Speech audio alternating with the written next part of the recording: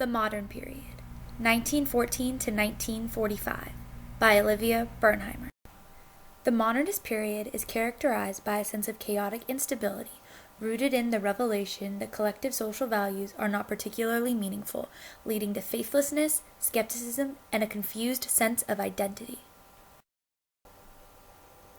Archduke Ferdinand was assassinated by a Serbian and sparked the start of World War I. The gradual emergence of alliances between the major powers of the world forced everyone to choose a side. The Central Powers of Germany, Austria-Hungary, and the Ottoman Empire were fighting against the United States, France, Russia, Italy, and Japan. World War I spanned from 1914 to 1918. Trench warfare and the introduction of modern technology led to mass destruction and carnage. Many soldiers found it hard to return home after the war. With trench warfare and modern technology, there was an increase in horrifying deaths. Before World War I, many doctors believed that soldiers showing symptoms like loss of memory, emotional instability, and insomnia were victims of shell shock. During this time, the psychological distress of soldiers was attributed to concussions caused by the impact of shells. This impact was believed to disrupt the brain and cause shell shock. Sigmund Freud noticed that most soldiers treated for this were not getting any better. Shock treatments were widely used, and therapy for the soldiers would last only a few days. Instead of shell shock, Freud came up with war neurosis. Freud contributed to the book Psychoanalysis and the War Neurosis, which outlined the effects of war and was the first documentation of such a diagnosis. By the end of World War I, psychiatrists transitioned to understanding that these problems were emotional and not physical. This was the first real diagnosis for soldiers with post-traumatic stress disorder, which had not yet been understood. When the war began, the United States was in a recession. The U.S. did not officially join the war until 1917, but Europeans started purchasing goods for the war from the U.S. before the U.S. joined in. The United States obtained a major profit from this. The U.S. was already making war materials for other countries when they joined in, so they already had the supplies. Between 1914 and 1918, 3 million people were added to the military. Unemployment declined from 8% to almost 1%. The gains led to the Roaring Twenties. The Wasteland described the essence of the modernist period. It focused on the degraded mess that Eliot considered modern culture to be a part of, particularly after World War I. Western civilization is symbolized by a bleak desert in desperate need of rain. The past before the war was much happier time compared to the bleak present and future. The poem dealt with confused sense of identity, which happened during the 20s. For the first time, more Americans lived in cities than on farms. The nation's total wealth doubled. People from coast to coast bought the same goods thanks to nationwide advertising and the spread of chain stores, listened to the same music, and did the same dances. Many Americans were uncomfortable with this new, urban, and sometimes racy mass culture. Radio stations and phonographic records carried jazz to listeners across the nation. Prohibition drove liquor trade underground. People went to illegal speakeasies instead of ordinary bars, and the consumption of alcohol did not decrease. Before World War I, girls mostly wore a long straight skirt and a shirt with a high collar. In the 20s, a new woman was born, the flapper. She smoked, drank, danced, cut her hair, wore makeup, voted, and wore a knee-length dress. Young women were breaking out of their traditional roles and exploring their sexuality. The Gibson girl prior to World War I versus the flapper of the Roaring Twenties. The Great Gatsby was published in 1925 by F. Scott Fitzgerald. The book depicted the essence of the Roaring Twenties. Many wealthy individuals were carried away by the livelihood and riches of the time.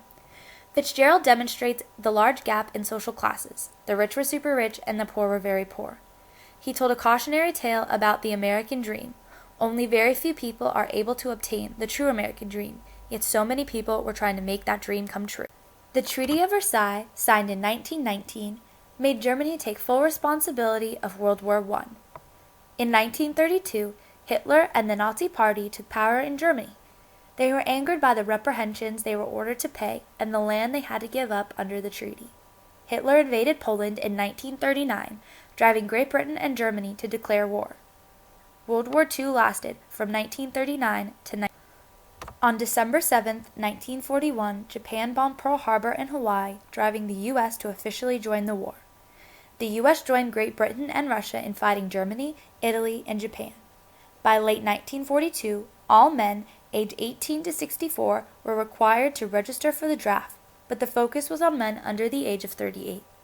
War production led to virtually no unemployment, and the gross national product more than doubled between 1940 and 1945. On the home front, people were in full support of the war, making rationing become a part of everyday life. The war cost America $341 billion. To help pay for it, government increased corporate and personal income taxes. They also introduced war bonds. Americans would purchase a bond as a loan to the government to help finance the war effort. Women on the home front worked in defense plants and volunteered for war-related organizations, in addition to managing their households. Nearly 350,000 American women served in uniform, both at home and abroad, volunteering for the newly formed branches of military: Women's Army Auxiliary Corps, the Navy Women's Reserve, the Marine Corps Women's Reserve, the Coast Guard Women's Reserve, the Women's Air Force Service Pilots, the Army Nurse Corps, and the Navy Nurse Corps. At the war's end, even though a majority of women surveyed reported they wanted to keep their jobs, many were forced out by men returning home and by the downturn in demand for war materials. Rosie the Riveter represented the American woman who worked in factories and shipyards during World War II. Adolf Hitler, the Chancellor of Germany and leader of the Nazi Party, believed that the Jews corrupted pure German culture. Nazis convinced Europe that Jews should be eradicated and took action to do so.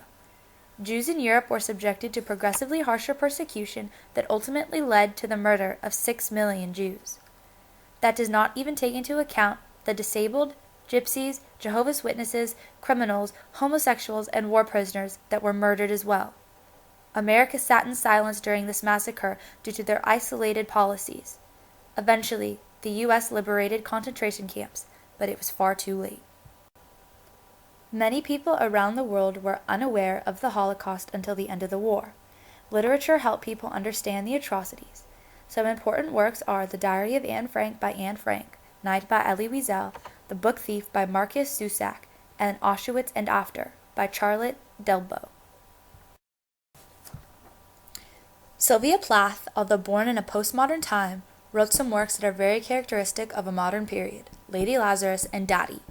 In Lady Lazarus, the speaker compares herself to a Holocaust victim. She imagines that she is being burned to death at a concentration camp crematorium. The poem is centered around suicide.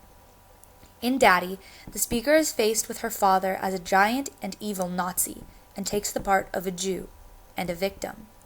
She gets revenge by killing her father and husband, who is a model of her father.